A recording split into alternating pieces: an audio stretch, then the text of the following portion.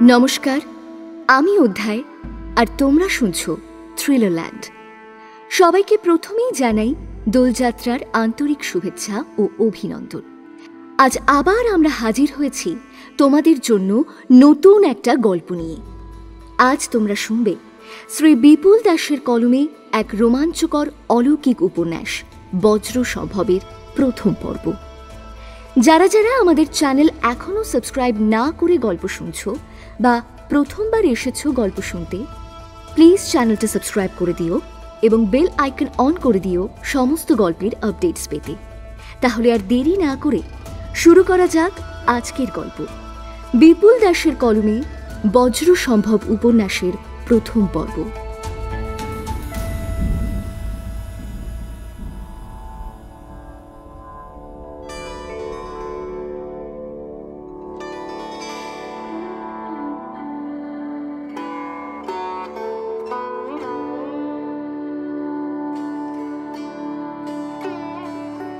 আজকাল আর দোকানের ভিতর বুধিকে বসতে দেয় না নিতাই সাহা।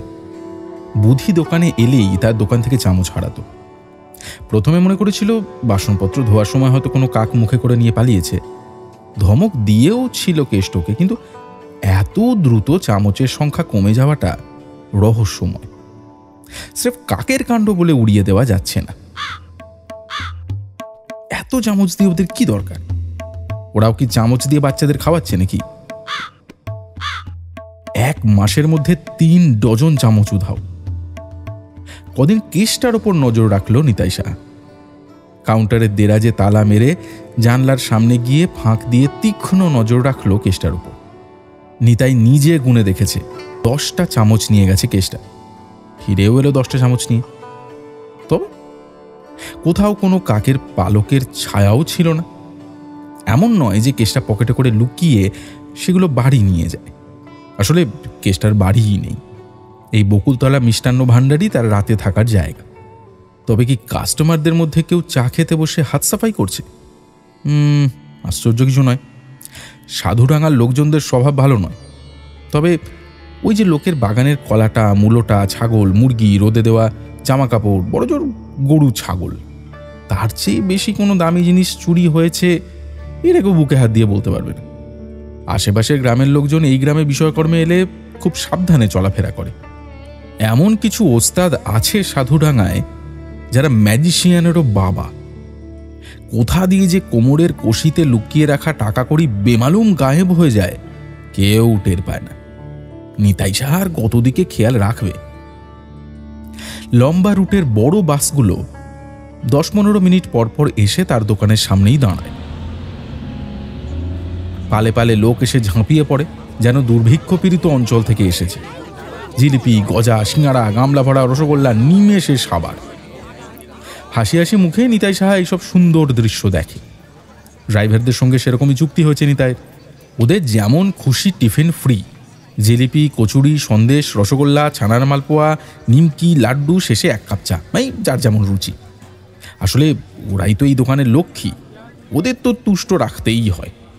মা মনসা মিষ্টান্ন ভাণ্ডার কি ওদের লাগানি ভাঙানি দেওয়ার কম চেষ্টা করেছে? সাধুডাঙ্গায় হাত সাফাইয়ের ওস্তাদ কারিগর যে কজন আছে তাদের মোটামুটি নিতাই চেনে। তারা বাইরের বেঞ্চে বসে 1 কাপ চা খেয়ে আয়েশ করে একটা বিড়ি টেনে তারপর হাটের দিকে বিষয়কর্মে চলে যায়।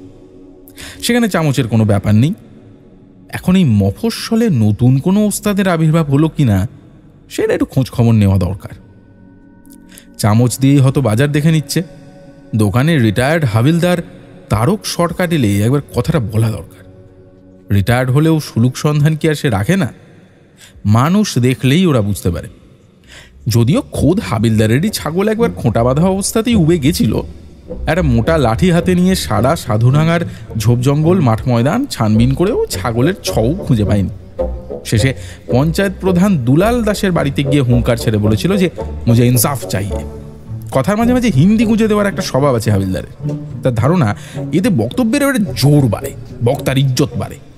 নিতাই সাহার আবার সব হিন্দি বিন্দি আসে না। ভাবতে ভাবতেই তারক সরকার খাকি প্যান্ট, লাল গেঞ্জি আর কেটস জুতো মচমচিয়ে দোকানে ঢুকলো।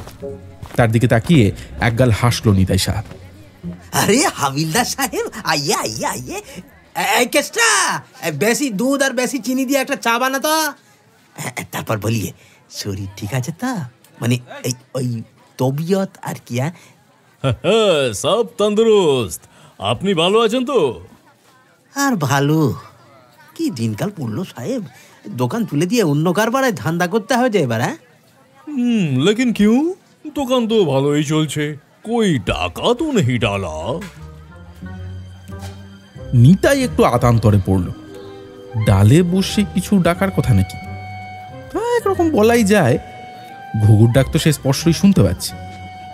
1 মাসে 3 ডজন চামচ, এরপর কাপ ডিশ, বিয়েনের কড়াই, আলমারির মিষ্টি, দেরাজের ক্যাশ।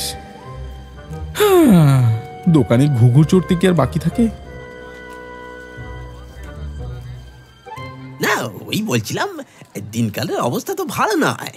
দিন দিন আইন শৃঙ্খলার পরিস্থিতি খারাপ হয়ে যাচ্ছে, চোর ডাকাত গুন্ডা বদমাইশে গাঁ উজাড় হয়ে যাচ্ছে একবারে। লেকিন সরকার কই হেলদোল নেই। এই আমাদের এই সাধুডাঙ্গায় ধরেন, ওস্তাদ কারিগর কি কম আছে? গাছের লাউ এই আছে আর এই নেই। দিবি পুরুষ তো একটা পাঁটা, একটু আগে ঘাস খাচ্ছিল, কপুরের মতন বাতাসে হাওয়া হয়ে গেল। যা পাঁঠার কথায় হাবিলদার সাহেব একটু উদাস হয়ে গেলেন। আহা, গিন্নি আবার সোহাগ করে গলায় লাল ফিতে দিয়ে একটা ঘন্টিও বেঁধে দিয়েছিল। তিনি অবশ্য মুজরিমকে পাকড়াও করার সব চেষ্টা করেছিলেন, এমনকি পাড়ার সবকটা মুদি দোকানের তত্ত্ব তল্লাশ করেছিলেন কেউ প্রচুর পরিমাণে গরম মশলা, আদা, রসুন, পেঁয়াজ ইত্যাদি কিনেছে কিনা। না, লাভ হয়নি। সব রকম তদন্ত ব্যর্থ হলে কেস তিনি নিজেই ধামাচাপা দিয়েছিলেন। কিন্তু বুকের মধ্যে একটা প্রতিহিংসার আগুনের ধিকি ধিকি আঁচ মাঝে মাঝে ইটের পান। হাবিলদার সাহেব, আপনি তো ভেতরের সব খবর রাখেন, মানে ওই সারা জীবন কত চোর ডাকাতের মোকাবিলা করেছেন। এই চেষ্টা, এই বেটা মূর্খ, মানি লোকের মান রাখতে জানিস না? না, শুধু চা দিয়েছিস, প্লেটে ভালো করে গুছিয়ে নিমকি আর রসগোল্লা দিতে পারিস নি, হতভাগা। বলছিলাম, চায়ের পর তো দই বোধহয় চলবে না? না, গঙ্গারামপুরের 1 নম্বর দই এসেছিল, থাক তবে। আমরা ডিফেন্সের, লোহাও হজম হয়ে যায়, এক্ষুনি দিতে পারেন। বলেন, আসলি বাত বলেন। হ্যাঁ, বলছিলাম, সাধু ডাঙ্গায় কি নতুন কোনো ওস্তাদ ঠাঁই নিল নাকি? মানে ওই হাদসা ভাইয়ের কারিগর। রানিংদের ভেতরে কানা সুবল তো বাসের নিচে পড়ে মরে গেল, অন্যদের মোটামুটি মুখ চেনা আছে। ওরা নয়, চামচ মেরে হাত গন্ধ করবে না ওরা। কি বলবো হাবিলদার সাহেব, গত 1 মাসে 3 ডজন চামচ বেমালুম ওধাও। হতে পারে সামান্য জিনিস, কিন্তু কচু কাটতে কাটতে একদিন আমার গলাতেই হয়তো কোপ দেবে। इसका तो कुछ प्रतिकार होना चाहिए ना साहेब? আপনি বাংলায় বলুন, আমার অসুবিধা হচ্ছে। ও আচ্ছা, তা দোকান থেকে চামচ হারিয়ে যাচ্ছে, যত কিনি ততই হারাচ্ছে। প্রথমে ভাবলাম কাক বোধহয় মুখে করে নিয়ে যাচ্ছে, কদিন নজর রাখলাম, না কাক নয়। দোকানের কর্মচারীরা চামচ চুরি করতে যাবে কেন বলুন? বাকি থাকে কাস্টমার, বাইরের কাস্টমারই বেশি। হুঁশাস খেয়েই পয়সা ফেলে দৌড় দিয়ে বাসে উঠে পড়ে, বাস হর্ন দিলেই অর্ধেক মালাইকারি প্লেটে ফেলে চলে যায়। কেসে মেরিট কম আছে, দাঁড়াবে না। চামচের ব্যাপারে মিসিং ডায়েরি হয় কিনা মুঝে ঠিক সে মালুম নেই, ফির আমি একবার বড়বাবুকে পুছ করে নিব। এর মাঝেই একদিন নিতাই সাহা আসল মুজরিমকে একেবারে হাতে নাতে ধরে ফেলেছিল। বুধিরাম নামক এক খদ্দের আজকাল মাঝে সাঝে সন্ধ্যের দিকে চা খেতে আসে। কথাবার্তা কারোর সঙ্গে বিশেষ বলে না, কেমন যেন মরা মাছের মতো নির্বিকার চোখে আলমারির ভিতরে মিষ্টিগুলোর দিকে তাকিয়ে থাকে। পকেটে পয়সা নেই, ওই দৃষ্টি দিয়েই যতটুকু আস্বাদ করা যায় আর কি। একে বলে দৃষ্টিভোগ। হঠাৎ নিতাই সাহা খেয়াল করে দেখল, এই বুধিরাম যেদিন আসে সেদিনই চামচ কম পড়ে। নিশ্চয়ই একটা যোগসূত্র আছে। কেসটাকে ডেকে বলে দিলেন, কোণের টেবিলের ওই কাস্টমারকে চা দেবার সময় কাপের ভিতরে যেন একটা চামচও দেয়, যেন চিনি নাড়তে গিয়ে ভুল করে রয়ে গেছে। কেসটা তাই করেওছে। তারপর পর পর দুটো বহরমপুর আর জঙ্গিপুরের বাস দাঁড়াতেই তালে গোলে আর খেয়াল রাখা হয়নি। কেসটাই একটু ভিড় পাতলা হতে তাকে জানিয়েছিল যে কাপে চামচ ছিল না। ইস, পাখি এসে দিব্যি পাতা ফাঁদে ধান খেয়ে গেল, অথচ ধরা গেল না। ঠিক है, तुम्हारा 10 दिन हमारा 1 दिन, সেই দিন টের পাएगा कितना धान कितना चाउल।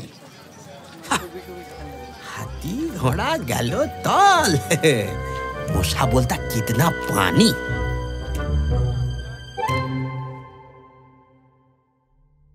লোকটাকে দেখতেও কেমন যেন, নাক চোখ মুখের কাটিং দেখেই বোঝা যায় সাধুডাঙ্গার লোক নয়।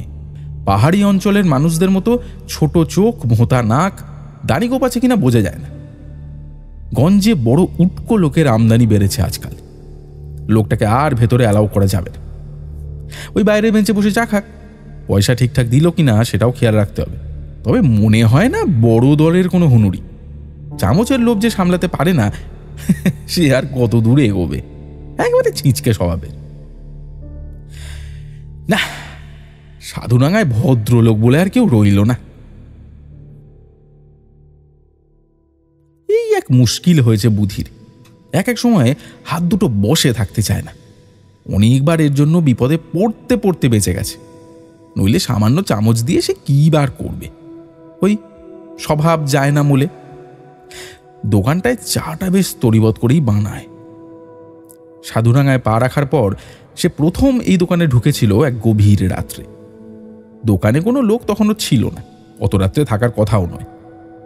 পেট ভরে মিনি পয়সায় যা খুশি খেয়েছিল। আলমারি ভর্তি মিষ্টি দেখে লোভে পড়ে অনেক খেয়েছিল। জ্ঞান তো সেই তার প্রথম চুরি করে খাওয়া, কিন্তু তার জন্য তার কোনো অনুতাপ হয়নি। প্রকাশ্যে আজই প্রথম দোকানে ঢুকল। বেশ শীতের সন্ধে, নতুন জায়গা, ঘুরে ফিরে বাজারঘাট বুঝে নিচ্ছিল বুধি। সকালের দিকে একবার হাটে ঢুকেছিল, 2-3 চক্কর দেওয়ার পর বুঝে নিল অন্তত 4 জন কারিগর হাটে কারবার করছে। তাকে বোধহয় আনকোলক মনে করেছে। একজন তো তার পাশ দিয়ে ঘেঁষে যাবার সময় সব সুলুক নিয়ে নিল। নিজের মনেই মুচকি হাসল বুধি। সেও তার সুলুক নিয়েছে। পরে দেখল দুমড়ে যাওয়া একটা 200 টাকার নোট। হ্যাঁ, যাকে এই গঞ্জের হাটে বউনি হিসাবে মন্দ নয়। সেই শীতের সন্ধ্যাবেলায় বড় চায়ের তেষ্টা পাচ্ছিল বুধির। দেখল একটা দোকানের সামনে জল ছিটিয়ে ধুলো মারছে একটা বাচ্চা। এইমাত্র একটা বড় বাস ধুলো উড়িয়ে সেখান থেকেই ছাড়ল। মিনিট 5 বাদে আরও একটা বাস এসে ওই দোকানের সামনেই দাঁড়ালো। পিল পিল করে কাস্টমার ঢুকছে দোকানে। বুধি তাকিয়ে দেখল বকুলতলা মিষ্টান্ন ভাণ্ডার, প্রো নিতাই সাহা, নিচে মোবাইল নাম্বার দেওয়া। সেই দোকান। ধীরে সুস্থের দোকানে ঢুকে একদম কোণে গিয়ে বসল বুধি। চারপাশে চোখ বুলিয়ে পরিস্থিতি বোঝার চেষ্টা করল। যা বোঝা যাচ্ছে এই দোকান সারাদিনই জমজমাট। হ্যাঁ, নিতাই সাহার তুঙ্গে বৃহস্পতি। ভিএনের কারিগর ছানায় ফেট মারতে মারতে মাছি ওড়াবার টাইমও পায় না। এই দোকানের কর্মচারীরা কাস্টমার চেনে। বাসের কাস্টমার গপা গপ খেতে থাকে। প্রথমেই পিছনের বাথরুমে দৌড়ায়। তাড়াহুড়ো করে সিঙ্গাড়া মিষ্টি গিলেই হাতের ব্যাগ নিয়ে বাসে গিয়ে ওঠে। নিতাই সাহা হাসি হাসি মুখে ক্যাশ সামলায়। কর্মচারী তার টেবিলের সামনে এসে দাঁড়ালে বুধি একটা চায়ের কথা বলেছিল।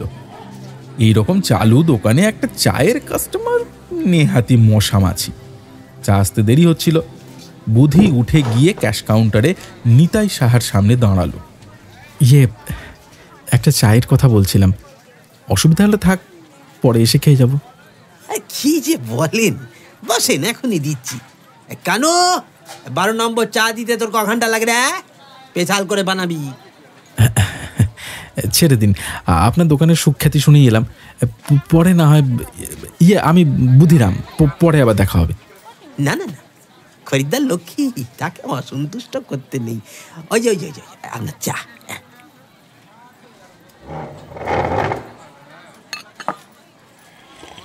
চায়ে চুমুক দিয়ে তার মনটা ভরে গেল। হা হা হা হা, আবার সামান্য আদাও দিয়েছে। এর আগে তো সে চা বাগানেই ছিল, পাহাড়ের ধাপে ধাপে সবুজ কার্পেটের মতো চা বাগান। কিন্তু সে চা খেতে তার ভালো লাগতো না।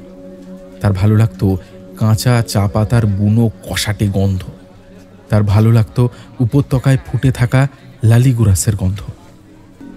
পাঞ্জাবির পকেটে আলতো করে হাত ঠেকিয়ে দেখল কাউন্টার থেকে সরানো পিতলের ভারী ছাইদানিটা ঠিকই আছে। সে বিড়ি সিগারেট খায় না, ছাইদানি তার কোনো কাজে আসবেও না। তবু লোভে পড়ে গেল, হাত কন্ট্রোল করতে পারল না। মানুষজন আজকাল এত ব্যস্ত থাকে, চোখের সামনে হাতি উড়ছে দেখলেও দেখার টাইম পায় না। থাক, তোরা বিষয়কর্মে ব্যস্ত থাক, নইলে বুধির বিষয়কর্ম চলবে কি করে? চায়ের দাম দিয়ে ফেরার পথে আবার হাতটা নিষ্পিস করে উঠল। গোটা চারেক চামচ নেহাত অভ্যেস বসে তার পকেটে চলে এলো। এই এক বাজে অভ্যেস হয়েছে তার। হঠাৎ হঠাৎ হাত তার বসে থাকে না, কে যেন ভেতর থেকে কথা বলে তার সঙ্গে। বুঝি, ওই দেখ, নীল পাঞ্জাবি পরা বাবু, শাসালো পার্টি, ফর্সা করে দে, পাঞ্জাবির পকেটে টাকা রেখেছে, যেন আয় পাখি ধান খেয়ে যা। চ্যালেঞ্জ নিচ্ছে তোর সঙ্গে, বুঝলি? বুঝি, ভুলে গেছিস বুঝি? রিকটন চা বাগানে তুই সেই শয়তানের কাছে নিজেকে বিক্রি করে দিয়েছিলি, নইলে তোকে পুলিশে ধরিয়ে চালান করে দিত ওরা, নয়তো জ্যান্ত পুড়িয়ে মারত। সাহেবের বাংলোতে ঢুকে তুই চুরি করেছিলি, তোর মনে নেই? তুই তখন শান্তাম গাছের শিকড়ের রস খেয়ে অচেতন হয়েছিলি। এইসব কিছু বুদ্ধি মনে করতে পারে না। মাঝে মাঝে কান দিয়ে নয়, মাথার ভিতরে কিছু শব্দ, কিছু অস্পষ্ট কথা শুনতে পায় বুদ্ধি। কেউ তাকে চুরি করতে বলে, কে জানে সে কি। শুধু মনে পড়ে পালাচ্ছিল বুদ্ধি। সুবন ছেত্রী তাকে খবর দিয়েছিল সাহেব বন্দুক হাতে তাকে খুঁজে বেড়াচ্ছে। কুক রতন গুরুং বলে দিয়েছে যে মেম সাহেবের ঘরে বুধিকে সে ঢুকতে দেখেছে। মেম সাহেবের রিস্ট ওয়াচ নাকি বুধি চুরি করেছে। সানরাইজ চা বাগানের কুলি লাইন পার হয়ে দিক বিদিক জ্ঞান শূন্য হয়ে দৌড়াচ্ছিল বুধিরাম। সে জানত তাকে ঘিরে ফেলার জন্য একদিকে সাহেব আর তার লোকজন বন্দুক নিয়ে বাগানের চিরুনি তল্লাশি চালাচ্ছে, অন্যদিকে মশাল জ্বালিয়ে কুলি লাইনের সবাই বেরিয়ে পড়েছে তাকে খুঁজতে। তাদের কাছে ধারালো অস্ত্রশস্ত্র ছাড়াও কেরোসিন তেল থাকতে পারে। তাকে ধরতে পারলে উন্মত্ত জনতা কেরোসিন তেল ঢেলে একটা জ্বলন্ত দেশলাই কাঠি ছুঁয়ে দেবে, ব্যাস, সব শেষ। এরকমই এখানকার নিয়ম। যখন পুরোহিত আঙুল তুলে বলে দেয় কার জন্য এবার অজন্মা, কার জন্য দীপক তামাংয়ের লড়াইবাজ মোড়ক হারিয়ে গেল, কার জন্য এবার মনমায়া ছেত্রীর বাচ্চাটা মরে গেল, তখন মার মার শব্দ ওঠে। বাগানের স্থানীয় মানুষ ছাড়াও প্রচুর সংখ্যায় আদিবাসী মানুষ লেবারের কাজ করে। ওদের সমাজের রীতি রেওয়াজ আলাদা। লক্ষ্মী মুর্মুর বাচ্চাটার উপর নিশ্চয়ই কোনো ডাইনির নজর লেগেছে, নইলে দিনে দিনে শুকিয়ে কঙ্কালসার কেন হয়ে যাবে? জানগুরুর কাছে এই নিয়ে নিদান চায় সবাই। তিনি যার দিকে আঙুল তোলেন তার আর নিস্তার নেই। জ্যান্ত মানুষকে পুড়ে যেতে দেখেছে বুধি। সে এও জানে চুরি করে ধরা পড়লে এদের থেকে কোনো মাফ নেই। অন্ধকারে দৌড়াচ্ছিল বুধি, দম ফুরিয়ে এসেছে। সামনে নদী, একটু জল খেতে পারলে পিপাসা মিটত। বুক যেন ফেটে পড়ছে। আর একটু দূরত্ব। রিক্সটাইন চা বাগান রাতের অন্ধকারে পার হতে পারলেই আর কোনো ভয় নেই। তারপর ঘন অরণ্য শুধু।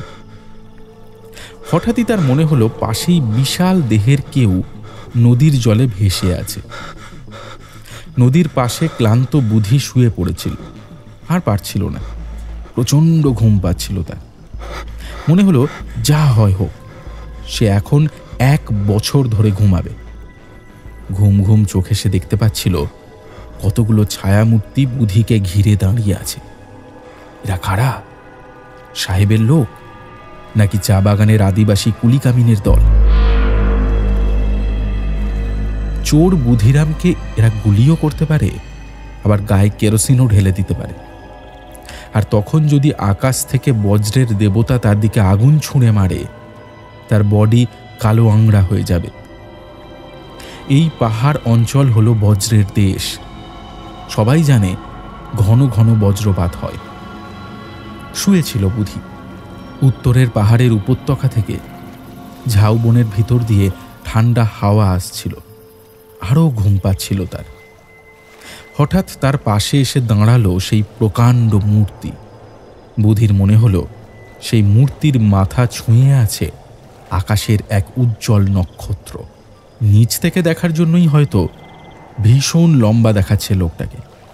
মনে হলো সেই মূর্তির পরনে কালো পোশাক, তাই অন্ধকারের পটভূমিতে সে প্রায় অদৃশ্য। বুধিরাম, একদিন তুমি তথাগতর শরণে গিয়ে আমাকে অস্বীকার করেছিলে। সেদিন বীরমান তোমাকে বাঁচিয়ে দিয়েছিল। তুমি নিজেই জানো না তুমি কে। তুমি আসলে বুধি। সবাই বলে বুধি, বুধিরাম। আমার কাজ হয়ে গেলে তোমার আসল পরিচয় জানতে পারবে। তোমাকে আমার মুঠোয় আনতে না পারলে আমার শান্তি নেই। আমি পরাজয় পছন্দ করি না। একটু একটু করে তোমার ভেতর লোভ তৈরি করছি। পারছিলাম না। আমার সব শক্তি, সব জাদু হেরে যাচ্ছিল। আসলে আমি ভয় পাচ্ছিলাম তোমার ভেতরের শক্তিকে। কিন্তু জানতাম একদিন তোমাকে আমার মুঠোয় আনতে পারবো। শুধু সুযোগের অপেক্ষায় ছিলাম। আজ সেই দিন। বলো, বাঁচতে চাও কিনা? তুমি কে? তোমাকে স্পষ্ট দেখতে পাচ্ছি না তো। আমার কাছে তুমি কি চাও? আমাকে স্পষ্ট দেখা যায় না তো। মাকড়সার জালের মতো পৃথিবী জুড়ে আমার জাল বিছানো আছে, যেখানে যখনই মানুষের মনে লোভ আসে আমার জালে তার কম্পন টের পাই। জালবদ্ধ মাছিকে যেমন আঠালো সুতোয় আষ্টে পৃষ্ঠে বেঁধে ফেলে মাকড়সা, আমিও তেমনি মানুষের লোভ লালসার কথা বুঝতে পারি। তার কাছে আমার লোক পৌঁছে যায়। তার বুকের ভেতরে আমি বদল ঘটিয়ে দিই। ঝড়, তুফান, বজ্রপাত, জঙ্গলের আগুন, মড়ক মারি আমারই খেলা। আমি মার, আমি শয়তান, আমি ব্রুটাস। আমি শেষ ভোজের টেবিলে সেই বিশ্বাসঘাতক। আমি সেই নিষ্ঠুর ঘাতক এজিদ। অনন্তকাল ধরে আমার ফাঁদে পা দিয়েছিল ওই মানুষ। তাদের আমি কৃতদাস করে কাজ করিয়ে নি। আমি জানি তুমি চুরি করনি। ঘাসের উপর সোনার খড়ি পড়ে আছে দেখে তুলে নিয়ে তুমি মেম সাহেবকে ফেরত দিতে গিয়েছিলে। মেম সাহেব ঘরে ছিলেন না। ভেবেছিলে পরে ফেরত দেবে। কেন কেন তোমার মনে লোভ এলো না? কেন তুমি লোভকে জয় করলে? এ তো আমার পরাজয়। আমি এখনই তোমাকে কেরোসিনে স্নান করিয়ে আগুন জ্বালিয়ে দিতে পারি জানো। তারপর একটা বজ্রপাত ঘটাবো। সবাই জানবে বাজির আগুনে পুড়ে জ্বলসে গেছো তুমি। সে মৃত্যু বড় ভয়ঙ্কর। না, ওভাবে মরতে চাই না আমি। তাই? বেশ বেশ বেশ, তুমি বেঁচে থাকবে। আমার কাজ হয়ে গেলেই তোমাকে ছেড়ে দেব আমি। কি করতে হবে আমাকে? সেসব আমি পরে বলে দেব। তোমাকেই আমার প্রয়োজন। তুমি ছাড়া সেই গুম্ফায় যে আর কেউ ঢুকতে পারবে না। একটা জিনিস তুমি আমাকে এনে দেবে, তার আগে তোমার শরীর থেকে শীলতা সদ্বৃত্তি আমি দূর করে দেব। তারপর বুনে দেব লোভ, কানে বীজ মন্ত্র দেব। তোমার সব অতৃপ্ত আকাঙ্ক্ষা জানতে পারবো আমি। এই নাও, এই খুলি পাত্রে শান্তাম গাছের শিকড়ের রস আছে। অস্ত্রোপচারের আগে তোমাকে সংজ্ঞাহীন করা দরকার। তোমার যে পঞ্চেন্দ্রিয় আছে সেগুলো সাধারণ মানুষের চেয়ে অন্তত 20 গুণ শক্তিশালী হয়ে উঠবে। তুমি এক নতুন জীবনে প্রবেশ করবে। কোথায় কিভাবে হবে সব আমি ব্যবস্থা করে দেব। তোমাকে দিয়েই আমি সেই জিনিস উদ্ধার করব। আমি অনেকভাবে পরীক্ষা করে দেখেছি, সত্যি তোমার ভিতরে কোনো লোভ নেই, পাপ নেই, অথচ তোমার সাহায্য আমার চাই। বোধি, কি ভালো লাগে তোমার? তোমার কি চাই বলো? কিছুক্ষণ চুপ করে রইল বুধিরাম, চোখ বুজে রইল, কিন্তু বুঝতে পারছিল সামনে দাঁড়িয়ে থাকা ওই বিশাল লম্বা মূর্তি তার উত্তর শোনার অপেক্ষায় রয়েছে। তার আত্মা থেকে পবিত্রতা সরিয়ে সেখানে লোভের বীজ বুনে দিতে চাইছে। তারপর তাকে দিয়ে নিশ্চয়ই কোনো অন্যায় কাজ করাবে, কিন্তু তাকেই কেন এই কাজের জন্য বেছে নিয়েছে এই শয়তান, এটা কিছুতেই বুঝতে পারছিল না বুধি। পৃথিবীতে কি আর কোথাও সৎ নির্লোভ মানুষ নেই? তার ভিতরে কি বিশেষ কোনো ক্ষমতা আছে তবে? হ্যাঁ বুধি, তোমার ভিতরে বিশেষ ক্ষমতা আছে। তথাগতর বিশেষ আশীর্বাদ পেয়েছ তুমি। সেই লোকটার দয়াতেই তুমি বেঁচে আছো। তুমি ছাড়া আর কেউ সেই জিনিসে হাত দিলে মুহূর্তেই প্রলয় ঘটে যাবে সেই অরণ্যে। সে মঠ ধুলোয় মিশে যাবে, মাটি কেঁপে উঠবে, ধসে পড়বে পাহাড়। পাখিরা উল্টো দিকে পাক খাবে, মরণ যন্ত্রণায় ছটফট করবে মানুষ। সবাই বুঝতে পারবে কেউ চুরি করতেই সেই জিনিসে হাত দিয়েছে। একমাত্র তোমার ক্ষমতা আছে সেই জিনিস স্পর্শ করবার। আমার হাতে সেই মূল্যবান জিনিস এনে দিলেই তোমার কাজ শেষ। এবার বলো, কি ভালো লাগে তোমার? অবাক হয়ে গেল বুধিরাম। তার মনের ভিতরের কথা লোকটা কেমন করে জানতে পারছে? লোকটা কি কোনো জাদুকর, না শয়তান? পৃথিবীর সব ভালো মানুষের আত্মাকে সে অধিকার দিয়ে নষ্ট করে দিতে চায় কেন? পৃথিবীকে সে বিষাক্ত করে তুলছে এইভাবে। আমার ভালো লাগে রিম্পো মঠের নির্জন রাস্তা, কাঁচা চা পাতার বুনো কষাটে গন্ধ, সন্ধ্যাবেলায় ঘরে ফেরা গরু ছাগলের গলার ঘন্টির গন্ধ, আর ওই ভোরবেলায় আর সন্ধ্যাবেলায় কাঞ্চনজঙ্ঘায় আলো, সন্ন্যাসীদের প্রার্থনা সঙ্গীত, ওদের সঙ্গে গাইতে ইচ্ছা করে ওম মণিপদ্মে হোম। চুপ চুপ চুপ করো। সোনা ভালো লাগে না তোমার? কত সোনা লাগবে তোমার বলো? নাও নাও, এটা খেয়ে নাও, তারপর তোমাকে আমি নতুন মানুষ বানিয়ে দেব। তোমার হাতের জাদু দিয়ে তুমি সবাইকে বোকা বানাবে। নাও, এটা খেলেই তুমি গভীর ঘুমে আচ্ছন্ন হয়ে পড়বে। তারপর তোমাকে নতুন জায়গায় পাঠিয়ে দেব। কিন্তু মনে রেখো, তোমার সঙ্গে আমার যোগাযোগ থাকবে।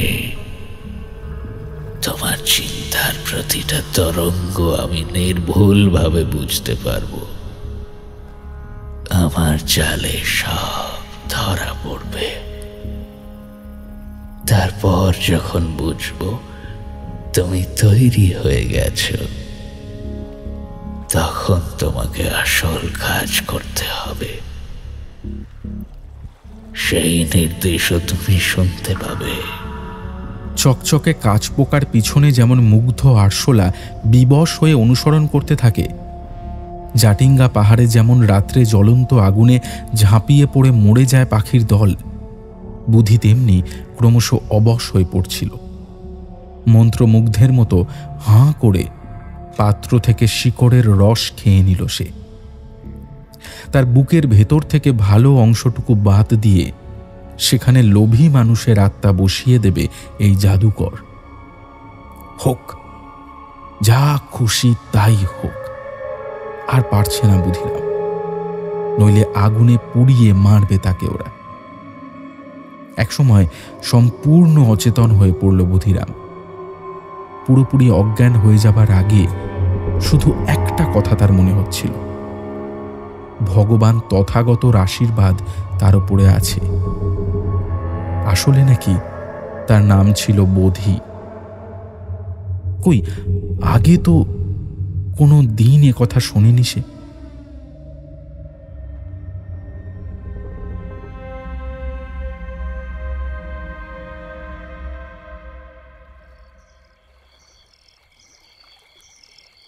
জ্ঞান ফিরলে বুধিরাম দেখল সে এক অজানা জায়গায় শুয়ে আছে। চিরকালের সেই চেনা পাহাড় কোথাও নেই। তাও হয়তো জ্ঞান ফিরত না, কিন্তু ঘুমের মধ্যেই সে টের পাচ্ছিল কেউ তাকে ডাকছে। স্বপ্নের ভিতর যেমন মনে হয় তেমনি মনে হচ্ছিল, কিন্তু সেই ডাকে এমন একটা প্রভুত্ব ব্যঞ্জক সুর ছিল, বুধি বুঝল এবার তাকে উঠতে হবে। চারপাশে তাকিয়ে কিছুই চিনতে পারল না সে। সেই অন্ধকারে একটা নদীর পাড়ে সে শুয়ে আছে। আকাশ সেই রকম নক্ষত্রে ভরা। শুধু একটা পার্থক্য বুধি টের পেল, সেখানে নদীর জলের শব্দ ছিল অন্যরকম, যেন পাহাড়ি কোনো ঝর্ণার ঝরঝর। আর এখন সে শুনতে পাচ্ছে জলের ছলাচ্ছল শব্দ, যেন কোনো বড় নদীর জলের ঢেউ পাড়ে এসে ভেঙে পড়ছে। এ তবে নতুন কোনো জায়গা। উঠে বসল বুধিরাম, আর তখনই আশ্চর্য হয়ে দেখতে পেল অন্ধকারেও সে দূরের সব কিছু স্পষ্ট দেখতে পাচ্ছে, এমনকি অনেক দূর থেকে ভেসে আসা সামান্য শব্দও শুনতে পাচ্ছে। সত্যিই তাহলে তার মধ্যে বিশেষ ক্ষমতা আছে। কই, এতদিন তো বুঝতে পারেনি। লোকটা কি তার সেই শক্তিকে তন্ত্র মন্ত্র দিয়ে জাগিয়ে তুলেছে? বুধি দেখল একটু দূরে কিছু ঘরবাড়ি, কিন্তু সব নিস্তব্ধ। মনে হয় সবাই গভীর ঘুমে আচ্ছন্ন হয়ে আছে। কোথাও একটা কুকুর ডেকে উঠল, গাছ থেকে পাতা খসে পড়ল একটা।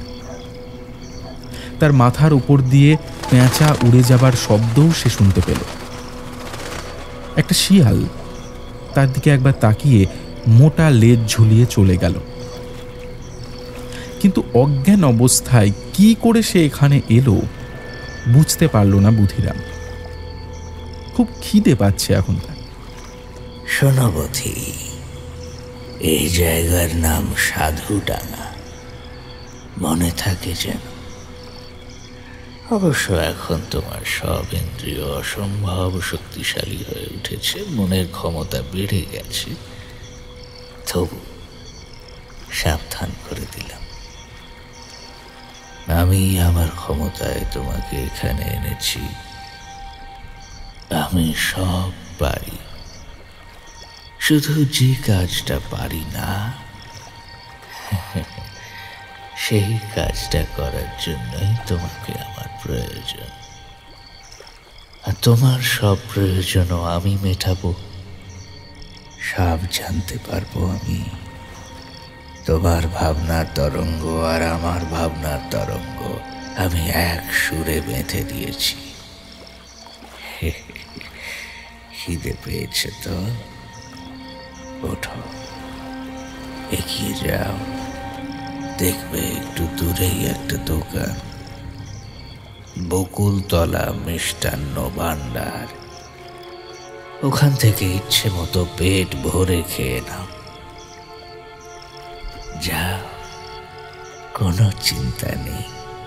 বুধি অবাক হয়ে দেখল কেউ কোথাও নেই, অথচ সে স্পষ্ট কথাগুলো শুনতে পেল, কিন্তু কান দিয়ে নয়, সরাসরি সে মাথার ভিতর শুনতে পেল। লোকটা তবে ঠিকই বলেছিল, তার সঙ্গে সে যোগাযোগ রাখবে, তার সব ভাবনা বুঝতে পারবে। কিন্তু এই গভীর রাত্রে তার জন্য মিষ্টির দোকান খোলা থাকবে না নিশ্চয়। দেখা যাক।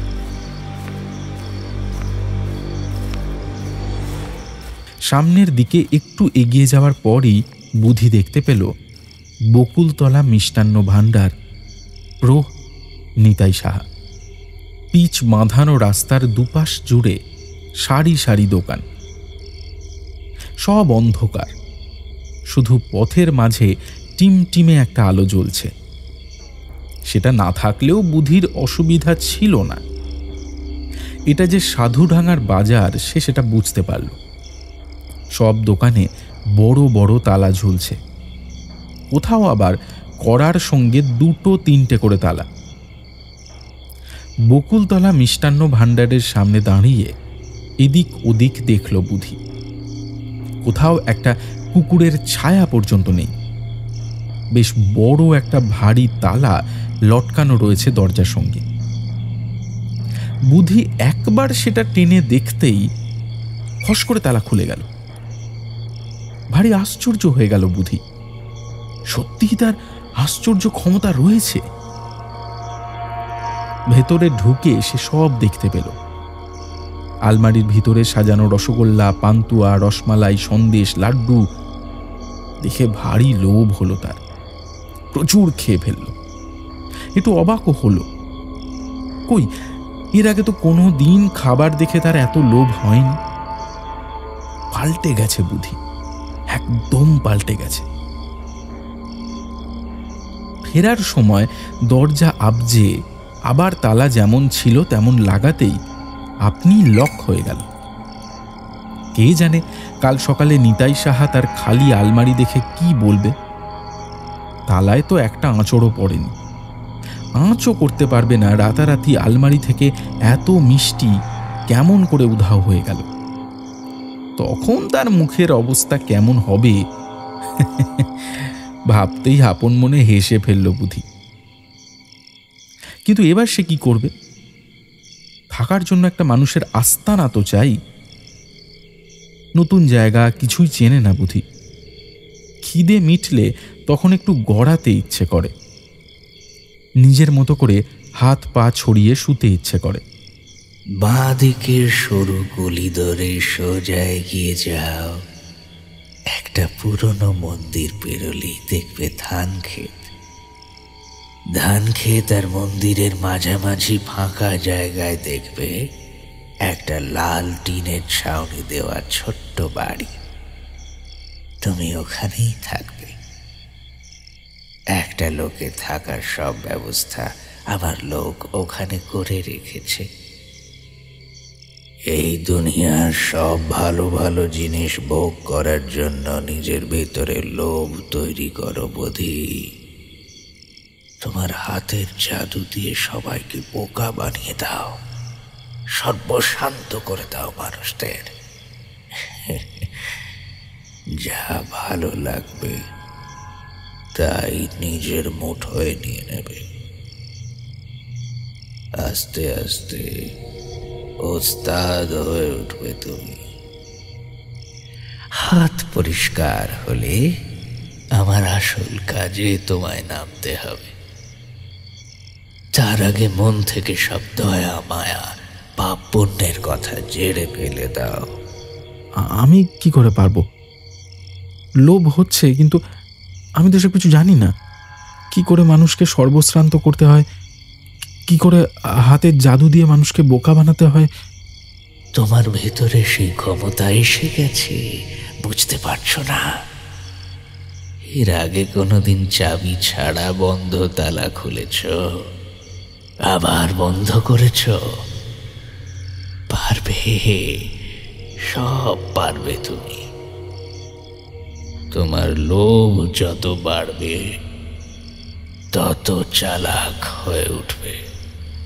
লোকটা নির্ঘাত নিষ্ঠুর একটা জাদুকর। তার মনের সব চিন্তা মুহূর্তেই শুনতে পায়। সে নির্দেশ পাঠাতে পারে, কিন্তু বুদ্ধির সেই ক্ষমতা নেই যে তার কথা তাকে জানাবে। কথা বললে লোকটা শুনতে পায় না, কিন্তু ভাবনা স্পষ্ট বুঝতে পারে। ঠিক আছে, ভাবনা দিয়েই তার কথা জানাবে।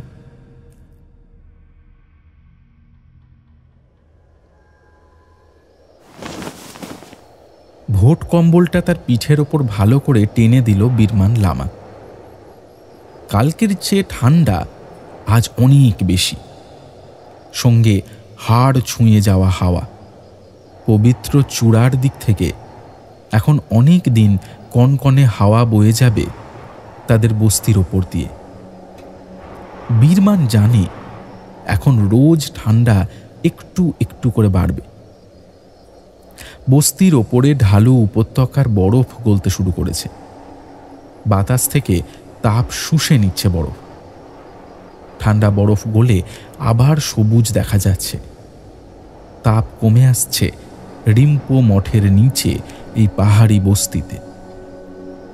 বীরমান জানে যখন বরফ পড়ে তখন নয়, যখন বরফ গলতে শুরু করে তখন ঠান্ডা বেশি পড়ে। আগের থেকে জোগাড় করে রাখা কাঠকুটো তখন ভীষণ কাজে লাগে। বাঁচার তাগিদে বীরমানকে এইসব শিখে নিতে হয়েছে। বেঁচে থাকার কৌশল হাজার বছরের অভিজ্ঞতায় প্রাণীরা আপনিই শিখে নেয়, নইলে তো দুনিয়ায় টিকে থাকা মুশকিল। কদিন পর থেকেই সামনের পাহাড়ের ধাপগুলো ভরে যাবে রঙিন ফুলে। লাল, সাদা, বেগুনি আর হলুদ 4 রকম রঙের ফুলে ভরে থাকে উপত্যকা। এছাড়া গুড়েস্কলি তো আছেই। টুরিস্টরা ক্যামেরা বাগিয়ে ছবি তোলে আর বলে অসাধারণ। ওরা চলে গেলে জঙ্গলে উড়ে বেড়ায় ফেলে দেওয়া প্লাস্টিক, শূন্য জলের বোতল, খৈনি, গুটখা, সিগারেটের খালি প্যাকেট। লম্বা হাতলওয়ালা ঝাড়ু দিয়ে সেগুলো পরিষ্কার করে ড্রামে ফেলে দেয় বীরমান। রাগ হয় সমতলের এইসব মানুষদের উপর। কি নোংরা স্বভাব এদের। এই পরিচ্ছন্ন নির্জন জায়গাটা কিছু দিনের জন্য নতুন শব্দে, গন্ধে ভরে থাকে। এই ভরা শীতে টুরিস্ট আসার সম্ভাবনা অবশ্য কম। অবশ্য কিছু পাগল টুরিস্ট আছে যারা উপত্যকার ওই ফুলের শোভা দেখার জন্য চলে আসে পাখির ছবি তোলার জন্য চোং লাগানো ক্যামেরা নিয়ে কিছু মানুষ। এমনকি প্রজাপতি ধরার জন্য একবার একজন বিদেশিও এসেছিল। মানুষের যে কত রকমের শখ থাকে। মাঝে মাঝে বীরমান গাইডের কাজ পেয়ে যায়। ঘুরে ঘুরে দেখায় বরফ জমা পুকুরি, এলাচের ক্ষেত, ঘন ফরেস্টের ভিতর পুরনো কেল্লা। ভোরবেলায় সানরাইজ পয়েন্টে নিয়ে যায়। ছবি তুলতেই থাকে ওরা। বীরমানকে বলে গ্রুপ ছবি তুলে দিতে। বীরমান এই করে করে শিখে গেছে ছবি তোলা। কখনো বীরমানকে নিয়েই ছবি ওঠে, সবাই বলে পরে ছবি তাকে পাঠিয়ে দেবে। কে জানে কেমন করে পাঠাবে। আজ পর্যন্ত কোনো ছবি তার কাছে আসেনি। সমতলের মানুষজন বড় মিথ্যেবাদী হয়। আজ ঠান্ডা বড় বেশি। বীরমানের মতো মানুষদের কাছে কয়লা বড় মহার্ঘ জিনিস।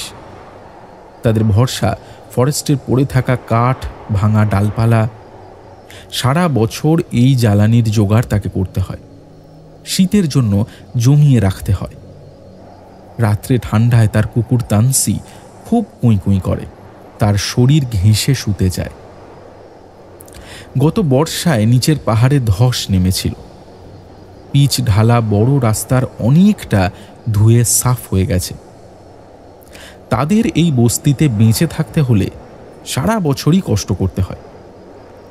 দূরের ঝোড়া থেকে জল বয়ে আনা, জ্বালানি মজুত রাখা, উপর নিচ ওঠানামা করা, তখন জঙ্গলের ভিতর দিয়ে অন্য একটা চোরবাটো দিয়ে যাতায়াত করতে হয়েছে।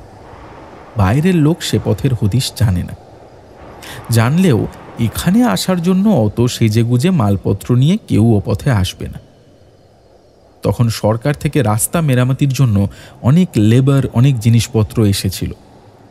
বীরমান শুনেছিল এইবার গার্ডওয়াল অনেক উঁচু করে আর পোক্ত করে গাঁথা হবে।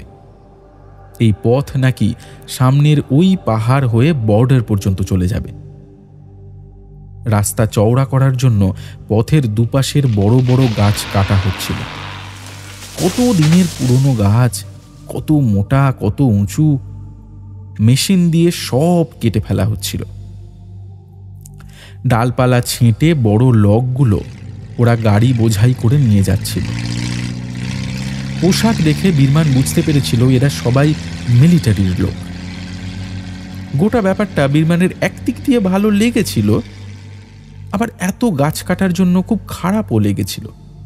ভালো লাগার কারণ, এক তো প্রচুর জ্বালানির কাঠ পেয়েছিল সে, দ্বিতীয়ত রাস্তা ঠিক হয়ে গেলে তাদের আর ওই খাড়া পাকদণ্ডী পথে ওঠানামা করতে হবে না। কানছাড় গাড়ি নিয়মিত বড় শহর থেকে হাটবাজারের মালপত্র আনতে পারবে। এখান থেকে এলাচ, মাখন নিয়ে যাবে শহরের বড় মহাজনের কাছে। টুরিস্টদের যাতায়াত আরও সহজ হয়ে যাবে। এখানে টিলার মাথায় ওই সবুজ টিনের চাল দেওয়া ফরেস্ট বাংলোতে যত বেশি মানুষ আসবে, বীরমানের মতো মানুষদের তত রোজগার।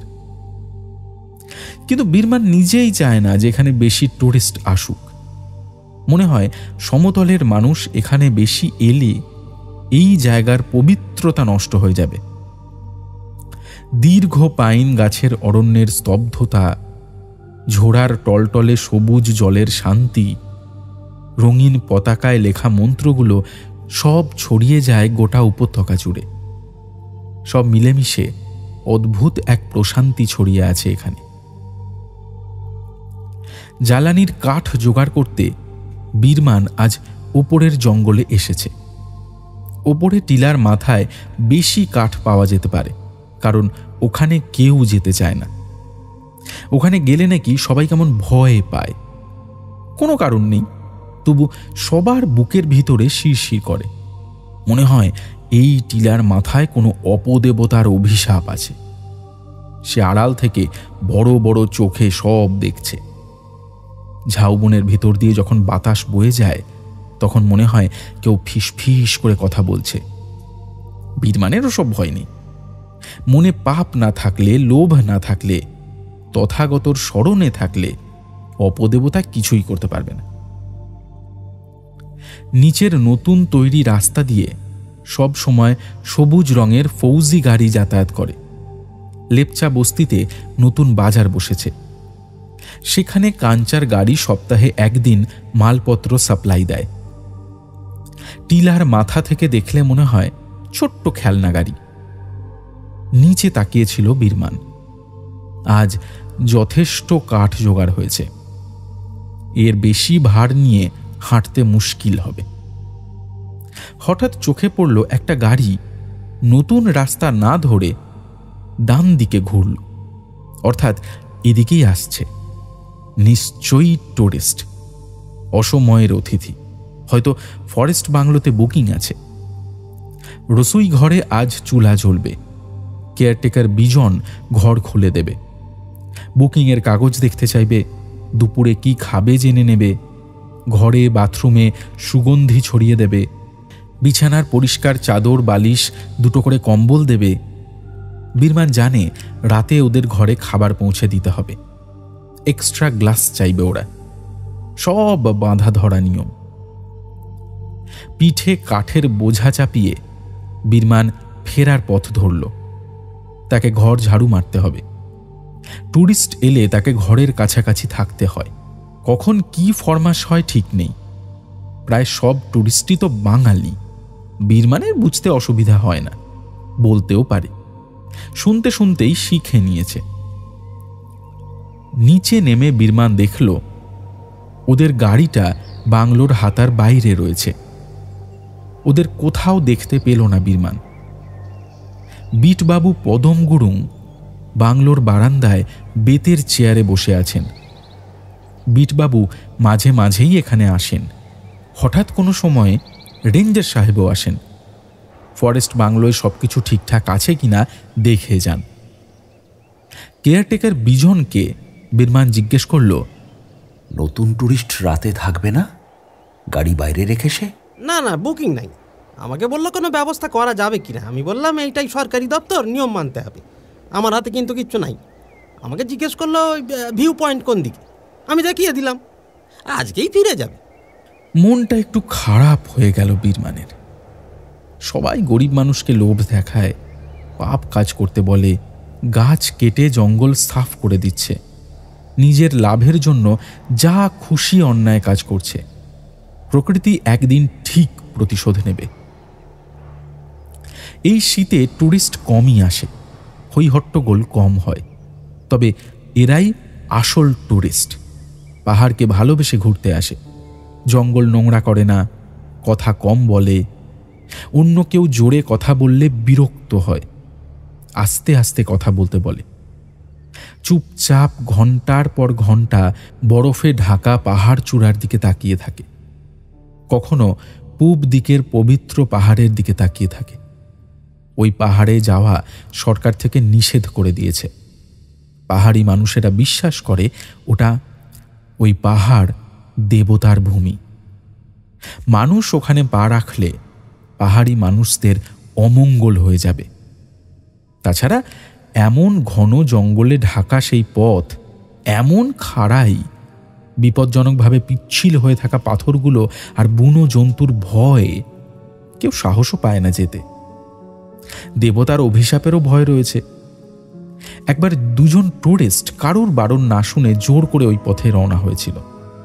একজন ফিরে এসেছিল সম্পূর্ণ উন্মাদ হয়ে। অন্যজনের কোনো খবর পাওয়া যায়নি। তার সঙ্গী কিছুই বলতে পারছিল না। মনে হচ্ছিল ভয়ঙ্কর কিছু দেখে ভয় পেয়ে বোধহয় তার স্বাভাবিক বোধ বুদ্ধি নষ্ট হয়ে গেছে। তার সঙ্গী হয়তো পাহাড়ি ময়াল বা ভালুকের আক্রমণে চোখের সামনেই মরে গেছে। সেই দৃশ্য দেখেই বোধহয় পাগল হয়ে গেছে লোকটা। আসলে কি হয়েছিল কেউ জানে না। একটু বাদেই বীরমান দেখল দুজন লোক একটু ওপরের ভিউ পয়েন্ট থেকে নেমে আসছে। দুজনের শরীরেই কালো রঙের পুরু জ্যাকেট, বড় গোল কান ঢাকা টুপি।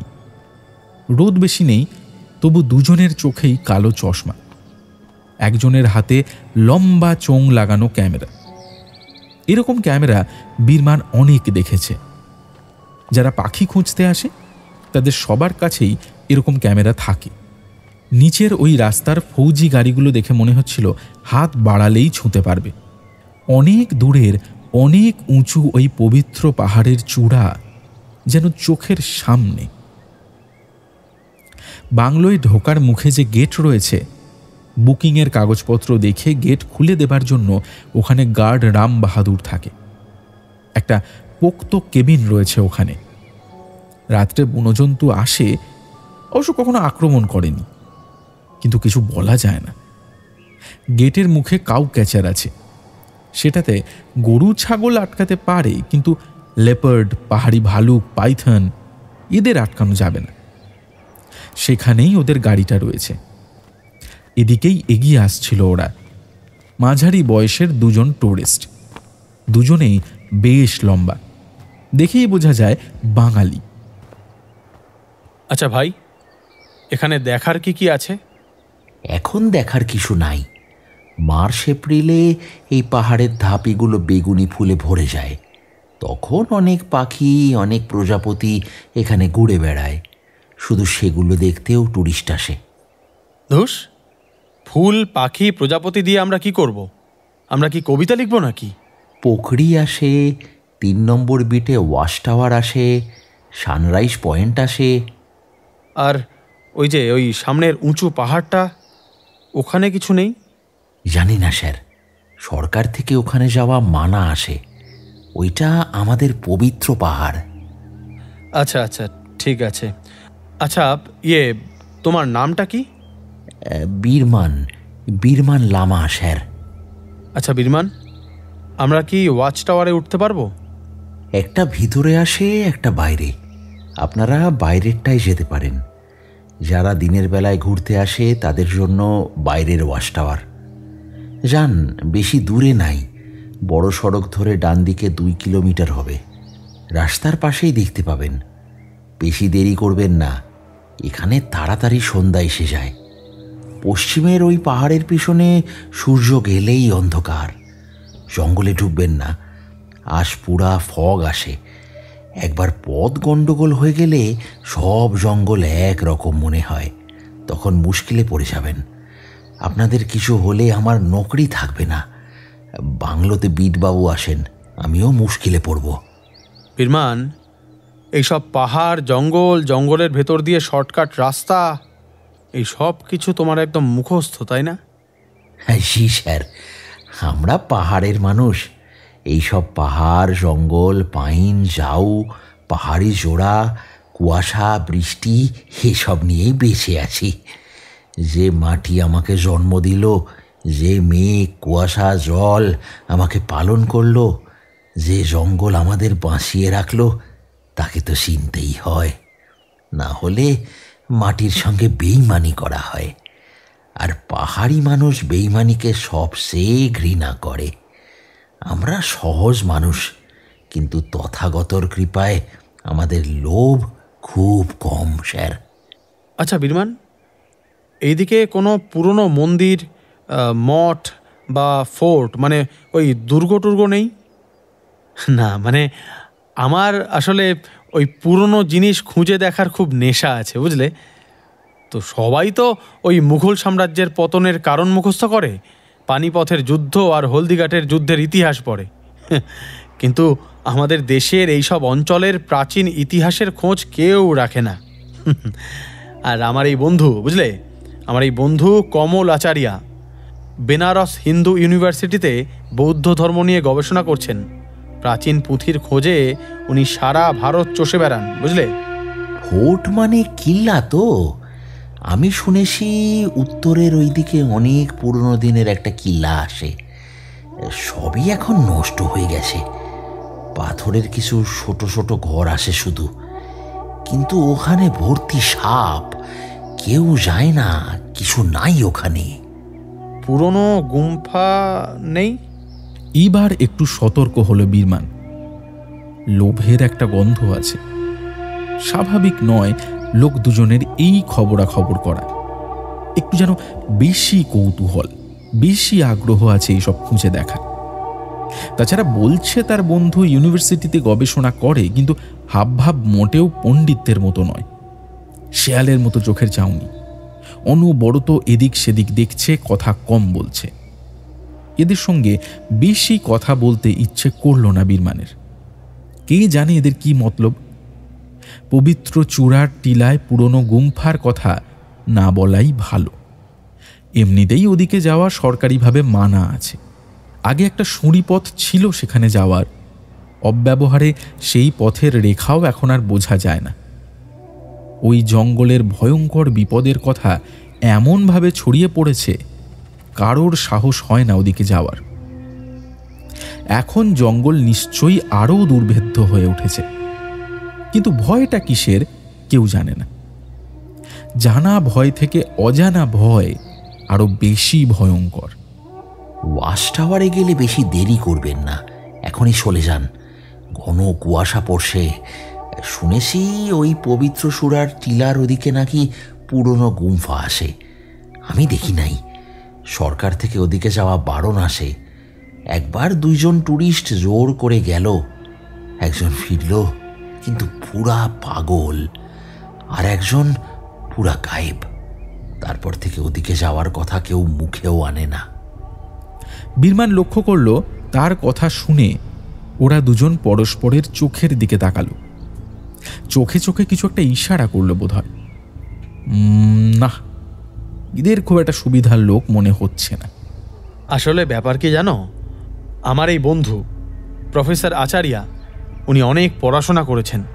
ওর মনে হচ্ছে যে এইসব অঞ্চলে কোনো পুরনো বৌদ্ধ মঠে মূল্যবান কিছু পুঁথি রয়েছে তন্ত্রমন্ত্রের ওপর।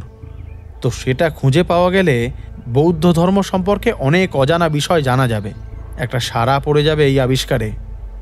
না স্যার, আমি কিছু শুনি নাই। আচ্ছা ঠিক আছে, চলুন চলুন মিস্টার আচারিয়া, আলো থাকতে থাকতে ওয়াচ টাওয়ারে উঠে চারপাশটা একবার ভালো করে দেখে নিই। কি অপূর্ব প্রাকৃতিক দৃশ্য, তাই না? হ্যাঁ, কপাল ভালো থাকলে 2-1টা জীবজন্তুও চোখে পড়তে পারে। আপনার টেলিস্কোপের রেঞ্জ তো ভালোই।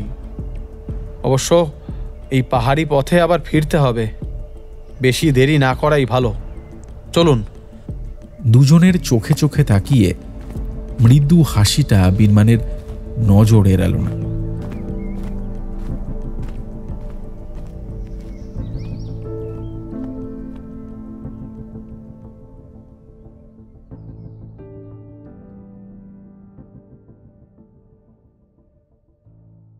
বুধিরামের মুড ভালো ছিল না। আজ কার মুখ দেখে বেরিয়েছিল কে জানে। সাধুডাঙ্গায় হাট বসে মঙ্গল আর শনি, সপ্তাহে 2 দিন। আজ শনিবার। দুপুর 2টো থেকে খামোখা হাটের এধার উধার ঘোরাঘুরি করছে। 3টে, 3:30 নাগাদ ভিড় ক্রমশ ঘন হতে থাকে। তখন তার কাজকর্মের সুবিধা হয়। ফাঁকা হাটে ঘোরাঘুরি করলে লোকজনের নজরে পড়ে যাওয়ার চান্স বেশি। শুধু শুধু তাকে 2টো অকথা কুকথা শুনিয়ে ছাড়বে। তার উপর হাটে ঢুকেই দেখল বেশ কিছু অচেনা মুখের আনাগোনা। বুধিরামের বুঝতে অসুবিধা হলো না যে সব সাদা পোশাকের পুলিশ। বুধির মনে হলো এরা তার জন্যই এসেছে। একটু আড়ালে সরে গেল বুধি। এরা বেশিক্ষণ হয়তো থাকবে না, রুটিন তল্লাশিতে এসেছে। এখন কিছুক্ষণ সেই তেঁতুল গাছের ডালায় ঘাপটি মেরে বসে থাকলেই চলবে। এ অঞ্চলে সে এখনো নতুন লোক, তার উপর পাবলিকের সঙ্গে বিশেষ ওঠা বসা নেই। অচেনা লোকের সঙ্গ এড়িয়ে চলে গঞ্জের লোকজন। বিকেল নাগাদ গোলক ঘোষের দোকান থেকে 1 মুঠো বাতাসা, নারায়ণ সাহার দোকান থেকে 1 শিশি তরল আলতা ছাড়া আর কিচ্ছু সংগ্রহ করা যায়নি। একদিন এরকম বাঁজা যায়। তুচ্ছ বলে বুধি অবশ্য কিছুই অগ্রাহ্য করে না, সবই লক্ষ্মীর দানা, খুঁটে খেতে হয়। কোনো দোকানে বসে যে একটু জিরেন দেবে তারও উপায় নেই। দোকানে বসতে না বসতেই দোকানদার হুশ হাস করে অদৃশ্য পাখালি তাড়াতে থাকে, কর্মচারীকে সতর্ক করে। সব দোষ যেন বুধির একার।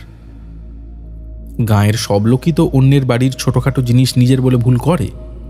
প্রতাপ সরঙ্গীর বাড়ির কাঁঠালের এঁচড় খাবে সিধু বাউরি, এ কোনো আশ্চর্য কথা নয়। রেশন দোকানের লাইন থেকে চোখের সামনে কেরোসিনের টিন উধাও হতেই পারে। স্কুলের ঘন্টা এই পর্যন্ত 23 বার লোকে নিয়ে চলে গেছে। এখন হুক সিস্টেম করা হয়েছে, লাইন কাটা লোহা। লক্ষণ আর জনার্দন মিলে সকাল 10:30টায় ঝোলায় আর 4:30 তোলে।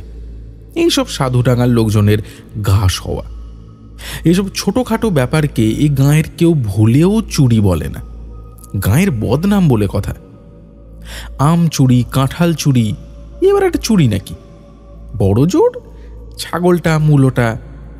কেউ কোনোদিন বুকে হাত দিয়ে বলতে পারবে না যে এই গাঁয়ে কারোর সম্পত্তি কেউ গ্রাস করেছে।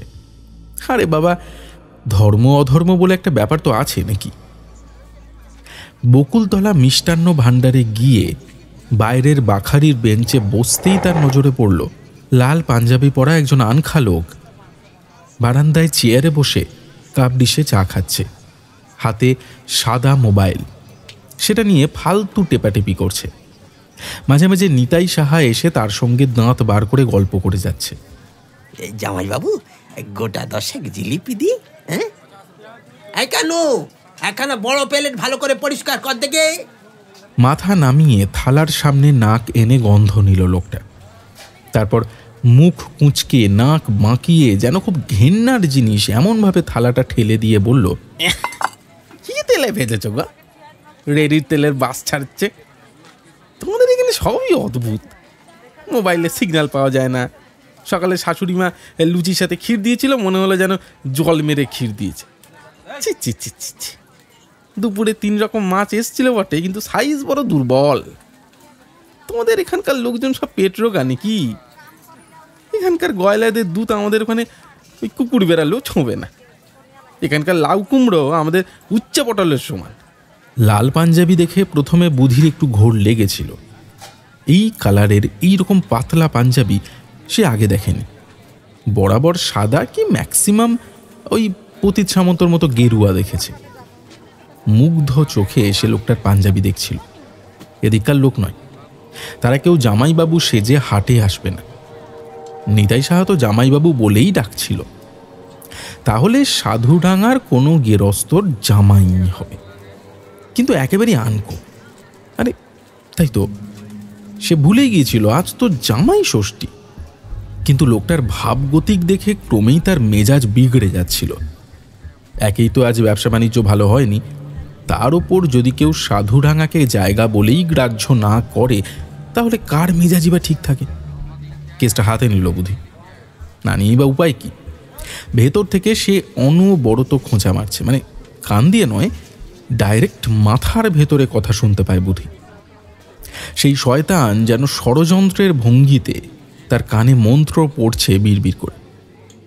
সেই ডাক অগ্রাহ্য করার ক্ষমতা নেই পুথিরামের।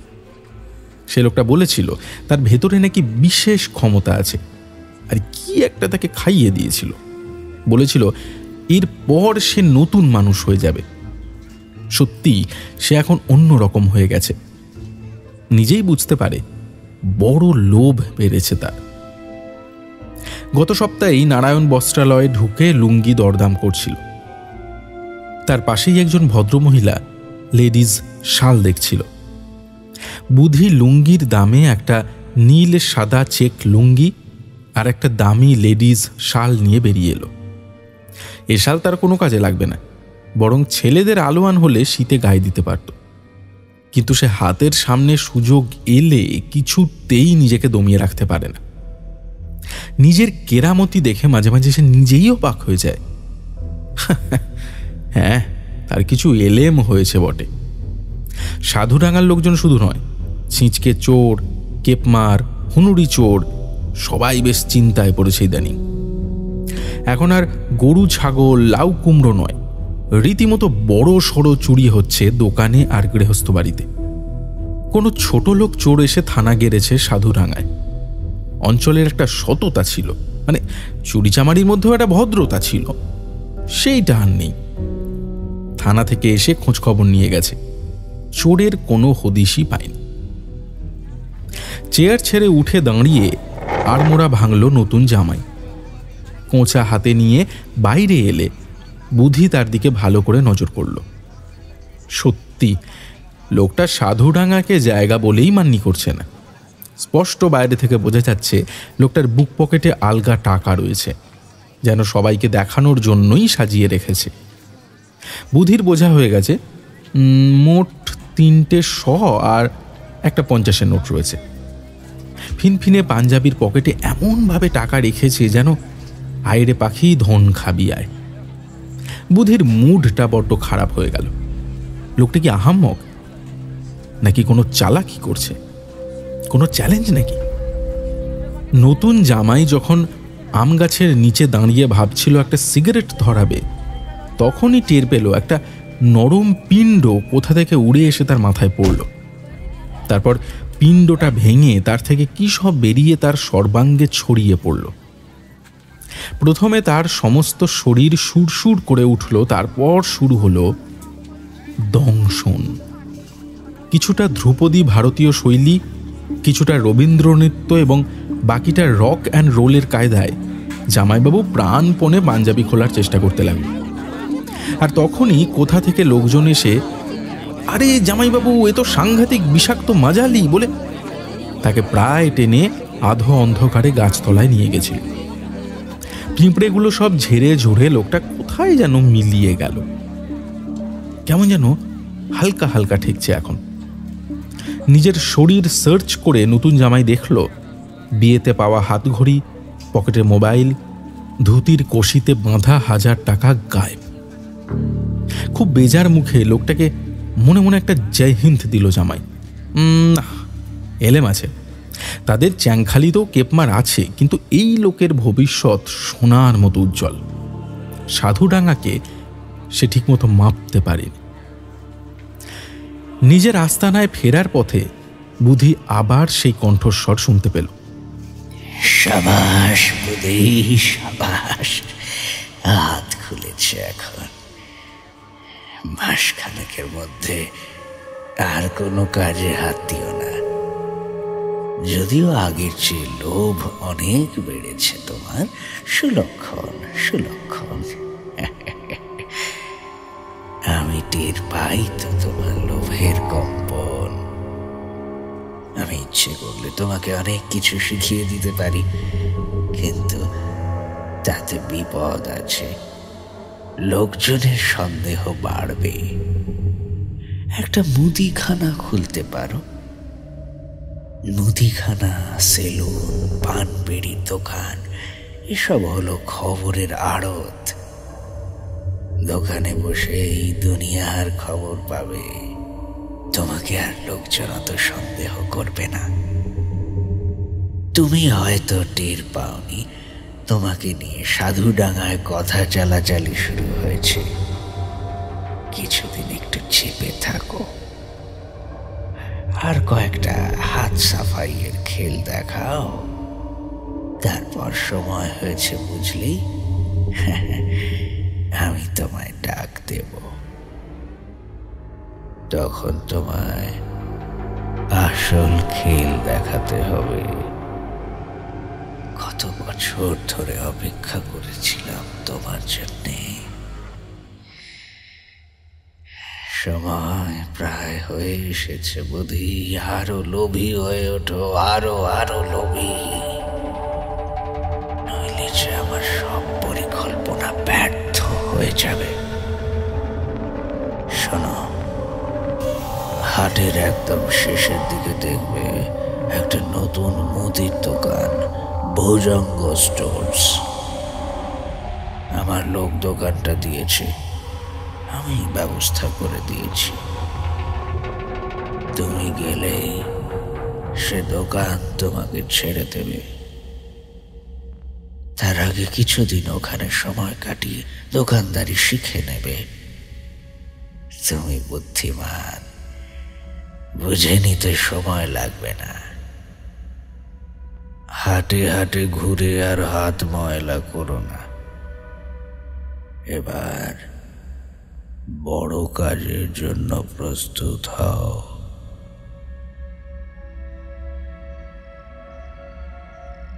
বুধিরও আর এইসব ছোটখাটো চুরিচামারি ভালো লাগছিল না। মাথার ভিতর কথাগুলো ঝনঝন করে বাজছে। সবচেয়ে অবাক লাগে, সাধুডাঙ্গাতেই সেই শয়তানের নিজস্ব লোক ঘুরে বেড়ায়। তারা বুধির থাকার জায়গা বানিয়ে দিয়েছে, তার জন্য দোকান রেডি করে রাখে। তারা বুধিকে নিশ্চয়ই চোখে চোখে রাখে, অথচ বুধি তার আলাদা ক্ষমতা দিয়েও তাদের চিনতে পারে না। এবার মনে হচ্ছে বড় কোনো কাজের দায়িত্ব পাবে। সোনাদানা, মণিমুক্তর কেস হতে পারে। এখন সে পারবে। তার বুকে যেমন সাহস এসেছে, তেমনই লোভও বেড়ে গেছে। এখনো পর্যন্ত কোথাও ধরা পড়েনি। মানুষকে বোকা বানাবার নিত্য নতুন ফন্দি তার মাথায় কিলবিল করে এখন। মানুষকে সর্বশ্রান্ত করে হাউ হাউ করে কাঁদতে দেখলে তার বেশ আমোদ হয়, কোনো অনুতাপ বা অনুশোচনা হয় না। দয়া মায়া, ন্যায় অন্যায়, বিবেক, সততা এইসব বেমালুম ভুলে গেছে সে। হাটে বাজারে ঘুরে লোক ঠকানো ছেড়ে এবার কিছুদিন ভদ্রলোকের মতো দোকানদারি করবে। তবু স্বভাব যায় না মোলে। দোকানদারি শুরুর কিছুদিন বাদেই রিটায়ার্ড হাবিলদার তারক সরকার এলো তার দোকানে লাল মাজনের খোঁজে। দেখল দোকানে আগের দোকানই নেই, এ অন্য লোক, সাধুডাঙ্গার নয়, নতুন লোক। নতুন লোক দেখলেই তারক সরকার আবার দুদণ্ড গল্প গাছা করে সুলুক বুঝে নেওয়ার চেষ্টা করে।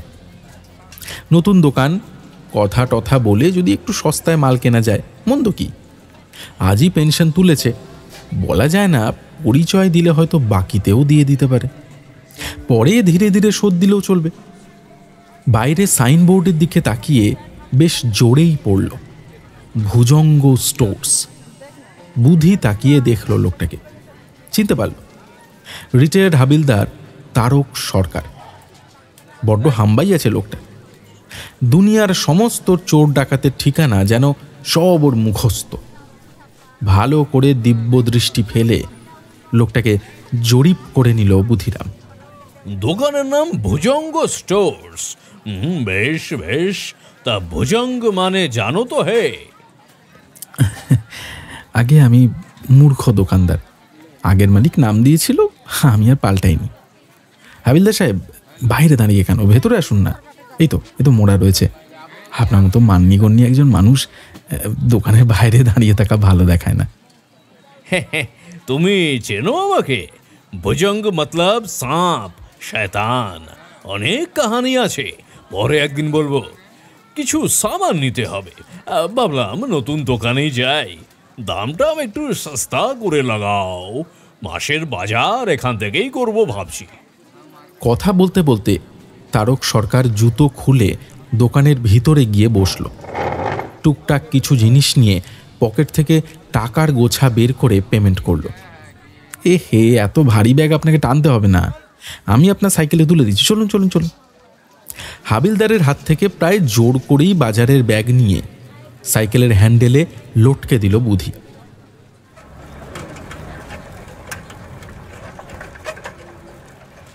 আধ ঘন্টা বাদেই সাইকেল নিয়ে দোকানে আবার দৌড়ে এলো তারক সরকার। সাইকেলের সিটে ওঠার টাইম পর্যন্ত পায়নি। পাগলের মতো তার চোখের চাউনি, মনে হয় যেন বাড়িতে আগুন লেগে সর্বশ্রান্ত হয়েছে সে। চুলগুলো উদ্ভ্রান্তের মতো খাড়া হয়ে আছে। আরে হাবিলদার সাহেব, কি হলো আপনার? বাড়িতে কারো কিছু হলো নাকি? বাবা, আমার টাকা পাচ্ছি না, পুরো পেনশনের টাকা। তোমাকে যখন পেমেন্ট করলাম তখন কি পকেট থেকে গিরে গেল, নাকি বাজারের কেউ হাত সাফাই করলো? ও পুরো পেনশনের টাকা। না, দোকানের ভিতরে একবার দেখি। হ্যাঁ হ্যাঁ, নিশ্চয়ই নিশ্চয়ই, আসুন ভেতরে। দোকানে পড়ে গেলে তো আমার চোখ পড়তোই, আপনাকে ফেরত দিয়ে দিতাম। আচ্ছা, ফেরার সময় বাজারে নেমেছিলেন নাকি? একবার তো নামলাম, নিতাই সাহার দোকান থেকে রসগোল্লা নিলাম। ব্যাস, ওখানেই তাহলে কেউ আপনার পকেট হালকা করে দিয়েছে। সাধুডাঙ্গায় চোর ছাঁচোরের উৎপাত বড্ড বেড়ে গেছে, বুঝলে? আপনার মতো দুধে মানুষের পকেটে হাত দেয়? হ্যাঁ, ছি ছি ছি ছি ছি ছি, দেশে ধর্ম নাই, মানুষের লোভ এত বেড়ে গেছে। তবে শুনে রাখো ভুজঙ্গ, আমার নামও তারক সরকার। ধরতে পারলে আমি ওকে জেলের ভাত খাওয়াবো, তার আগে ওর হাড্ডি চুর চুর করে দেবো। হ্যাঁ, না যতই তাই করা উচিত। আপনার মতো মানুষের টাকা গায়েব করে দিল মানে? ওস্তাদ লোক। এইবার আমার ওস্তাদি দেখবে, থানার পুরা ফোর্স বাজারে নামায় দেব, ছানবিন করে ঠিক খুঁজে বার করবে। আমার সঙ্গে পাঙ্গা, কত ডাকু সিধা করলাম। এই তারক সরকারের নাম শুনলে চোর ডাকু লোটা নিয়ে মাঠে দৌড়াতো, আমারই পেনশন চৌপট করে দিল। উপরে ভগবান আছে, হায় রাম হায় রাম। বজ্রাহত তালগাছের মতো রিটায়ার্ড হাবিলদার কিছুক্ষণ হয়ে বসে রইল। তারপর ভাঙাচোরা অবস্থায় রওনা হলো। কেমন যেন নেতিয়ে পড়েছে। সাইকেলে উঠতে গিয়ে দুবার হোঁচটও খেল। মুচকি হাসল বুধিরাম, গভীর তৃপ্তির হাসি।